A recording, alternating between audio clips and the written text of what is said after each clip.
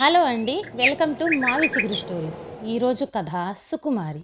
ఈ కథ మొదలుపెట్టే ముందు ఈ ఛానల్ని కొత్తగా చూసేవారు, ఇంతవరకు సబ్స్క్రైబ్ చేయనివారు తప్పకుండా సబ్స్క్రైబ్ చేసి సపోర్ట్ చేయండి. ఈ కథ పూర్తిగా చూసి మీకు ఎలా అనిపించిందో కామెంట్ చేయండి. ఇక కథ మొదలు పెడదాం. రాత్రి భోజనాలు అయ్యాయి. చల్లగా వెన్నెల కురుస్తుంది. సత్రం వాకిలిలో కూర్చొని బాటసారులంతా కబుర్లల్లో పడ్డారు. రకరకాల రాజ్యాల గురించి, దేశాల గురించి మాట్లాడుకున్నారు. ఎవరు ఏ పని మీద ఎటు వెళ్తున్నది చెప్పుకున్నారు. తోడుగా వచ్చేవారిని పరిచయం చేసుకున్నారు. మరునాడు ప్రయాణానికి సిద్ధమయ్యారంతా. వంటిల్లంతా చక్కబెట్టి అప్పుడు వచ్చింది పేదరాశి పెద్దమ్మ. ఆమెకు 60 ఏళ్లుంటాయి. జుట్టు బాగా నెరిసిపోయి ఉంది. భర్త లేడు, పోయి పుష్కరం పైనే అయ్యింది. దాంతో పొట్టకూటి కోసం పూటకూళ్ళ ఇళ్ళు నడుపుకుంటుంది. వ్యాపారం బాగానే సాగుతుంది. వరహాకి 2 పూటలా మంచి భోజనం పెడుతుంది. భోజనం అనంతరం కాయో పండో ఇస్తుంది. కమ్మని కథలు చెప్తుంది. చాలు ఇక చాలు అంటారు బాటసారులు. ఏదైనా కథ చెప్పు పెద్దమ్మా.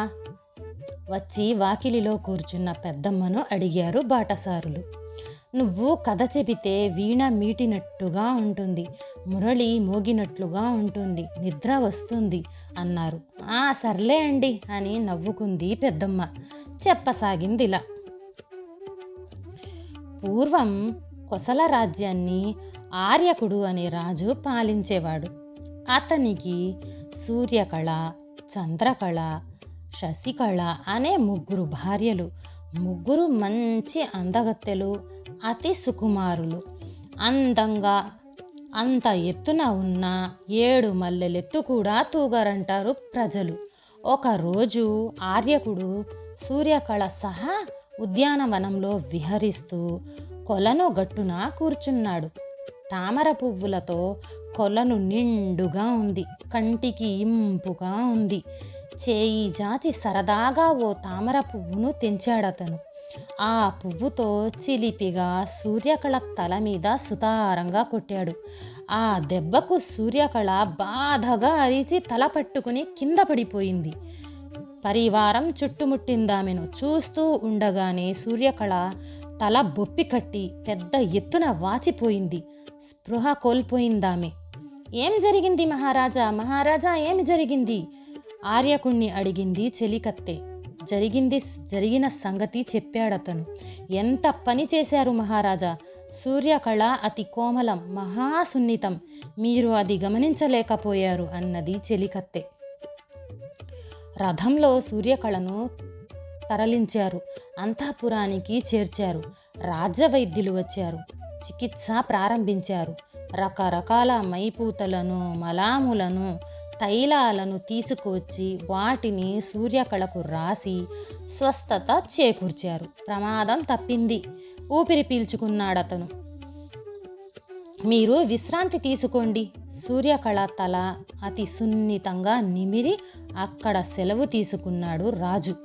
2వ భార్య చంద్రకళా మందిరానికి చేరుకున్నాడు. ఆర్యకుడు అన్యమష్కంగా ఉండటాన్ని గమనించింది చంద్రకళ.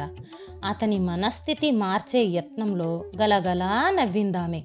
చంద్రకళ నవ్వంటే ఆర్యకునికి చాలా ఇష్టం. ఆ నవ్వుని చూస్తూ మామూలు స్థితికి చేరుకున్నాడతను. తల్పానికి ఆనుకొని కూర్చున్నాడు.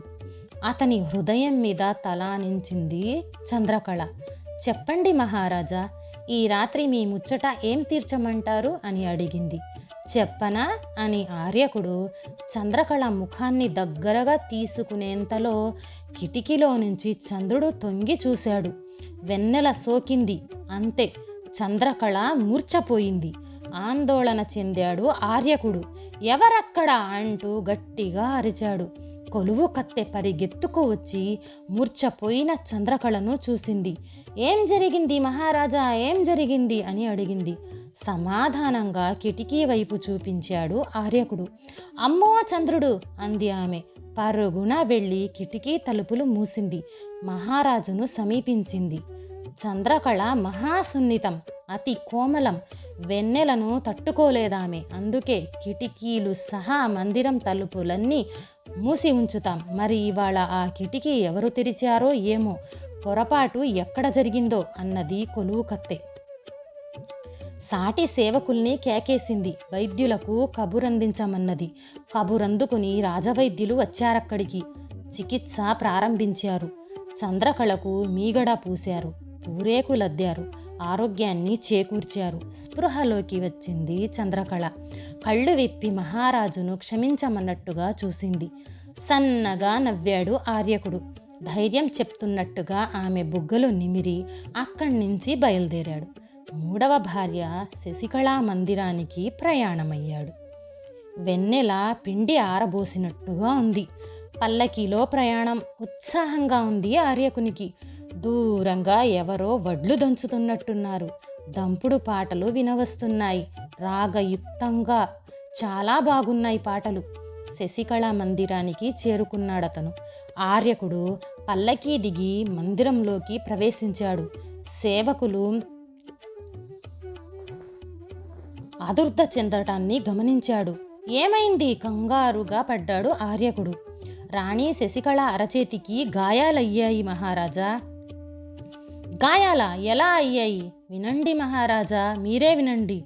దూరంగా ఎవరో వడ్లను రోకళ్లతో దంచుతున్నారు. ఆ శబ్దాలను రాణి శశికళ తట్టుకోలేరు.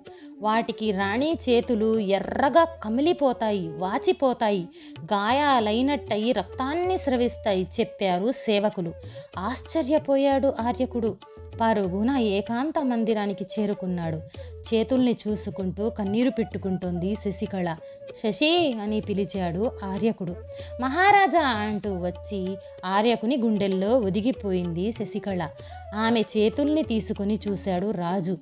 సేవకులు చెప్పినట్టుగానే శశికళ చేతులు ఎర్రగా కమిలిపోయి ఉన్నాయి, వాచిపోయాయి, గాయాలైనట్టుగా సన్నగా రక్తం స్రవిస్తున్నాయి. గాబరా చెందాడు. పరిచారికలు పరుగున వచ్చారక్కడికి. వెండి గిన్నెల్లో మంచి గంధాలు తెచ్చారు. పైడి గిన్నెల్లో పాలు తెచ్చారు. శశికళా చేతుల్ని పాలతో కడిగి వాటి పూరేకులతో గంధాలు పూశారు. సైనికులు హెచ్చరిస్తున్నట్టున్నారు. దంపుళ్ళు నిలిచిపోయాయి. పాటలు ఆగిపోయాయి. కథ ముగించింది పెద్దమ్మ. కథ ఎలా ఉంది అడిగింది. బాగుందన్నారు బాటసారులు. బాగుందని చెప్పటం కాదు. సూర్యకళ, చంద్రకళ, శశికళ ఈ ముగ్గురిలో అసలు సిసలు సుకుమారి ఎవరు? ముందు ఈ సంగతి చెప్పండి అని అడిగింది పెద్దమ్మ. బాటసారులంతా ఆలోచనలో పడ్డారు. చర్చించుకోసాగారు. కాసేపటికి ఓ కొలిక్కి వచ్చారు. చెప్పారిరా. సూర్యకళకు పువ్వు దెబ్బ తగిలింది. చంద్రకళకు వెన్నెల సోకింది. ప్రత్యక్షంగా కనిపించాయవి. శశికళ విషయంలో జరిగిందంతా పరోక్షం. దూరం నుంచి శబ్దం వినవచ్చింది అంతే. దానికే ఆమె గాయాల పాలైందంటే అసలు సిసలు సుకుమారి శశికళనే. బాగా చెప్పారు అని మెచ్చుకుంది పెద్దమ్మ. పడుకోండిగా అన్నది. బాటసారులు ఆవలిస్తూ నిద్రకు ఉపక్రమించారు. ఈ కథ నచ్చితే లైక్, షేర్ చేసి తప్పకుండా సబ్స్క్రైబ్ చేయండి.